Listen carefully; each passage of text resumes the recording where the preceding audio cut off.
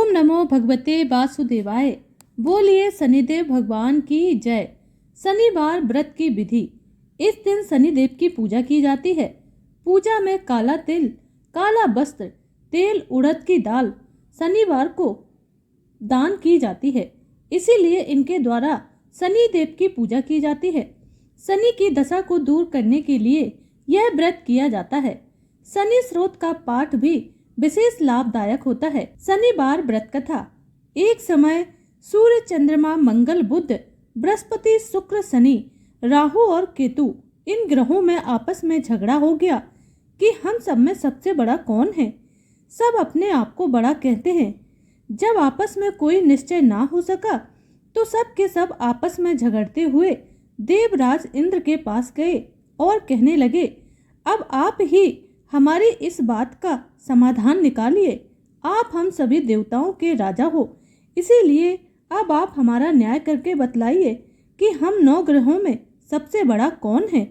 राजा इंद्र सभी के प्रश्न सुनकर के घबरा गए और कहने लगे, मुझ में यह सामर्थ्य नहीं है जो किसी को बड़ा या छोटा कह सकूं। मैं अपने मुख से कुछ नहीं कह सकता हूँ। हाँ, एक उपाय अवश्य बतला सकता हूँ। इस समय पृथ्वी पर राजा विक्रमादित्य दूसरों के दुखों का निवारण करने वाले हैं, इसीलिए तुम सब मिलकर उन्हीं के पास जाओ, वही तुम्हारे दुखों का निवारण करेंगे। इंद्र के ऐसे वचन सुनकर के सभी देवता भूलोक पर राजा विक्रमादित्य की सभा में जाकर उपस्थित हो गए और अपना प्रश्न राजा के सम्मुख रखा। राजा उन सब की बात सुनकर के बड़ी ही चिंता में पड़ गए कि अब मैं अपने मुख से किसको बड़ा कहूँ और किसको छोटा बतलाऊं। अगर किसी को छोटा कह दिया तो वह मुझसे क्रोधित हो जाएगा। परंतु उनका झगड़ा निपटाने के लिए राजा ने एक उपाय सोचा कि सोना, चांदी, कांसा, पीतल, सीसा, रागा, जस्ता, अभ्रक और लोहा 9 धातुओं के 9 आसन बनवाए। इन आसनों को क्रम से जैसे सोना सबसे पहले और लोहा सबसे पीछे बिछवाए गए। इसके पश्चात राजा ने सब ग्रहों से कहा कि आप अपने अपने आसनों पर बैठिए। जिसका आसन सबसे आगे वह सबसे बड़े और जिसका आसन सबसे पीछे तो समझिए वह सबसे छोटा है, क्योंकि लोहा सबसे पीछे था और वह शनिदेव का आसन था। इसीलिए शनिदेव ने समझ लिया कि राजा ने मुझको छोटा बना दिया है। इस पर शनिदेव को बड़ा क्रोध आया और उन्होंने राजा से कहा कि राजा, तू मेरे पराक्रम को नहीं जानता है। सूर्य एक राशि पर 1 महीना, चंद्रमा 2.25 महीना और 2 दिन, मंगल 1.5 महीना, बृहस्पति 13 महीने, बुध और शुक्र 1 महीने, परंतु मैं एक राशि पर 2.5 अथवा 7.5 साल तक रहता हूँ। बड़े बड़े देवताओं को भी मैंने भीषण दुख दिया है। हे राजन, सुनो, राम जी को 7.5 आई और फिर उनको वनवास हो गया। रावण पर आई तो राम और लक्ष्मण ने सेना लेकर लंका पर चढ़ाई कर दी थी। रावण के कुल का नाश कर दिया था। हे राजा, अब तुम भी सावधान हो जाना। राजा कहने लगा, जो कुछ भाग्य में होगा वह देखा जाएगा।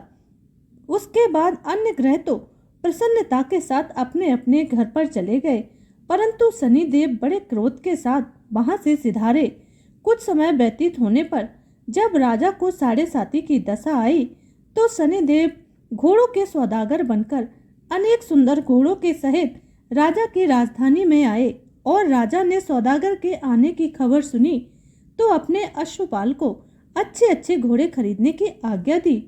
अश्वपाल ऐसी अच्छी नस्ल के घोड़े को देखकर और उनका मूल्य सुनकर आश्चर्यचकित हो गया और तुरंत ही राजा को खबर दी। राजा उन घोड़ों को देखकर एक अच्छा सा घोड़ा चुनकर सवारी के लिए आया और उस पर चढ़ा। राजा को घोड़े की पीठ पर चढ़ते ही घोड़ा जोर से भागा। घोड़ा बहुत दूर एक बड़े जंगल में जाकर के राजा को छोड़कर अंतर ध्यान हो गया। इसके बाद राजा जंगल में अकेला भटकता फिरता रहा। बहुत देर के पश्चात राजा ने भूख और प्यास से दुखी होकर भटकते भटकते एक ग्वाले को देखा। ग्वाले ने राजा को प्यास से व्याकुल देखकर उसे पानी पिलाया। राजा की उंगली में एक अंगूठी थी, वह उसने निकालकर प्रसन्नता के साथ ग्वाले को दे दी और शहर की ओर चल दिया। राजा शहर में पहुंचकर एक सेठ की दुकान पर जाकर बैठ गया और अपने आप को उज्जैन का रहने वाला तथा अपना नाम बीका बतलाया। सेठ ने उसको एक कुलीन और सभ्य मनुष्य समझकर जल पिलवाया। भाग्यवश उस दिन सेठ की दुकान पर बहुत अधिक बिक्री हुई थी। तब सेठ उसको भाग्यवान पुरुष समझकर भोजन कराने के लिए अपने साथ घर लेकर गया। भोजन कराते समय राजा ने आश्चर्य की बात देखी कि खूंटी पर हार लटक रहा है और वह खूंटी उस हार को निगल रही है। भोजन के पश्चात कमरे में आने पर जब सेठ को कमरे में हार ना मिला तो सबने यही निश्चय किया कि सिवाय बीका के और कोई भी उस कमरे में नहीं आया है, अतः अवश्य ही बीका ने उस हार को चोरी किया है। परंतु बीका ने हार लेने से इनकार कर दिया। इस पर 5-7 आदमी इकट्ठे होकर उसको फौजदार के पास लेकर गए। फौजदार ने उसको राजा के सामने उपस्थित कर दिया और कहा, यह आदमी देखने में तो भला प्रतीत होता है, चोर मालूम नहीं पड़ता, परंतु सेठ का कहना है कि इसके सिवाय और कोई घर में आया ही नहीं, तो चोरी इसी ने ही की है। तब राजा ने आज्ञा दी कि इसके हाथ पैर काटकर चौरंगिया किया जाए। राजा की आज्ञा का तुरंत पालन किया गया और बीका के हाथ पैर काट दिए गए। इस प्रकार कुछ काल व्यतीत होने पर एक तेली उसको अपने घर ले आया और कोल्हू पर उसको बिठा दिया। बीका उस पर बैठा हुआ अपनी जबान से बैल हाँकता रहा। शनि की दशा समाप्त हो गई और एक रात को वर्षा ऋतु के समय वह मल्हार राग गाने लगा। उसका गाना सुनकर उस शहर के राजा की कन्या उस राग पर मोहित हो गई और दासी को खबर लाने को भेजा कि शहर में यह कौन गा रहा है। दासी सारे शहर में फिरती फिरती देखती रहती है कि तेली के घर में चौरंगिया राग गा रहा है। दासी ने महल में आकर राजकुमारी को सारा वृत्तांत सुनाया। उसी क्षण राजकुमारी ने अपने मन में यह प्रण ले लिया कि चाहे कुछ भी हो जाए चौरंगिया के साथ ही विवाह करेगी।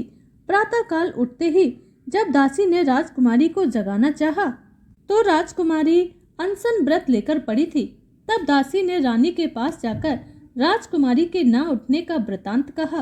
रानी ने तुरंत ही वहां पर आकर राजकुमारी को जगाया और उसके दुख का कारण पूछा तो राजकुमारी ने कहा कि माताजी, मैंने यह प्रण लिया है कि तेली के घर में जो चौरंगिया है उसी के साथ मैं विवाह करूंगी। माता ने कहा, पगली है क्या, किस तरह की बातें कर रही है, तुझको किसी देश के राजा के साथ ब्याह दिया जाएगा। कन्या कहने लगी कि माताजी, मैं अपना प्रण कभी नहीं तोड़ूंगी। माता ने चिंतित होकर यह सारी बात राजा को बतलाई और राजा ने भी आकर अपनी पुत्री को समझाया कि मैं अभी तुम्हारे लिए देश देशांतर में दूत भेज करके सुयोग्य रूपवान और बड़े से बड़े गुणी राजकुमार को ढूंढ निकालूंगा। ऐसी बातें तुमको कभी विचारनी भी नहीं चाहिए। तो राजकुमारी ने कहा, पिताजी, मैं अपने प्राण त्याग दूंगी, परंतु चौरंगिया के अलावा किसी दूसरे से विवाह नहीं करूंगी।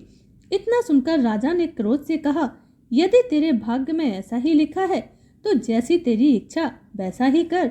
राजा ने तेली को बुलाकर कहा कि तेरे घर में जो चौरंगिया है उसके साथ मैं अपनी कन्या का विवाह करना चाहता हूँ। तेली ने कहा कि यह कैसे हो सकता है, कहाँ आप हमारे राजा और कहाँ मैं एक तेली। परंतु राजा ने कहा कि भाग्य के लिखे को कोई नहीं टाल सकता है, अपने घर जाकर विवाह की तैयारी करो। राजा ने उसी समय तोरण और बंधन बार लगवाकर अपनी राजकुमारी का विवाह चौरंगिया विक्रमादित्य के साथ कर दिया। रात्रि को जब विक्रमादित्य और राजकुमारी महल में सोए थे तो आधी रात के समय शनिदेव ने विक्रमादित्य को स्वप्न दिया कि राजा, कहो, मुझको छोटा बतलाकर तुमने कितना कष्ट उठाया है।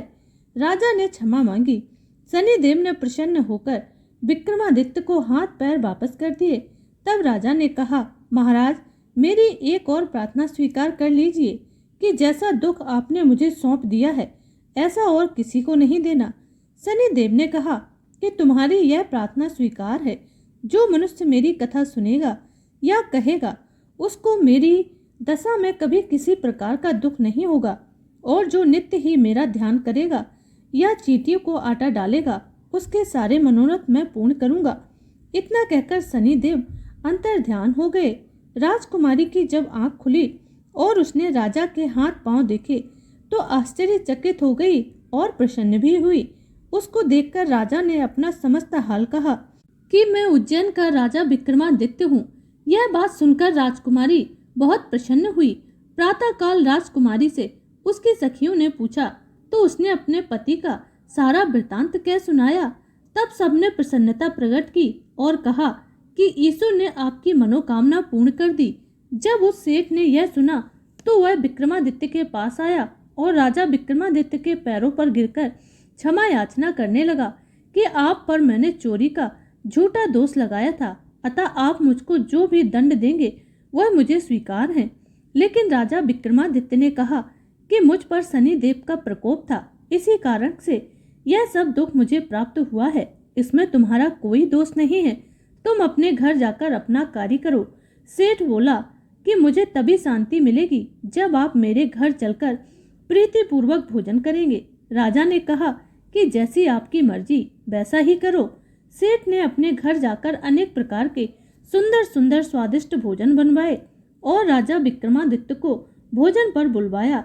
जिस समय राजा सेठ के साथ भोजन कर रहे थे तभी एक आश्चर्यजनक घटना घटी, जो सबको दिखाई दे रहा था कि जो खूंटी पहले हार निगल गई थी अब वह खूंटी हार को उगल रही थी। जब भोजन समाप्त हो गया तो सेठ ने हाथ जोड़कर बहुत सी मोहरें राजा को भेंट की और कहा कि मेरे श्री कबरी नामक कन्या है, उसका पाणी ग्रहण आप करें। इसके बाद सेठ ने अपनी कन्या का विवाह राजा के साथ कर दिया और बहुत सा दान दहेज आदि दिया। इस प्रकार कुछ दिनों तक वहां निवास करने के पश्चात विक्रमादित्य ने शहर के राजा से कहा कि अब मेरी उज्जैन जाने की इच्छा है। फिर कुछ दिनों के बाद विदा लेकर राजकुमारी मन भावनी सेठ की कन्या श्री कबरी तथा दोनों जगह के दहेज में प्राप्त अनेक दास दासी रथ और पालकियों सहित विक्रमादित्य उज्जैन की तरफ चल पड़े।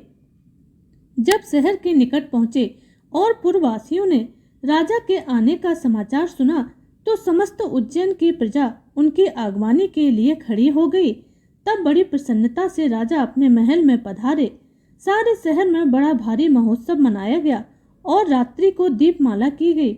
दूसरे दिन राजा ने शहर में यह सूचना करवाई कि शनिवार देवता सब ग्रहों में सर्वोपरि हैं। मैंने इनको छोटा बतलाया था, इसी कारण मुझे यह सारे दुख प्राप्त हुए हैं।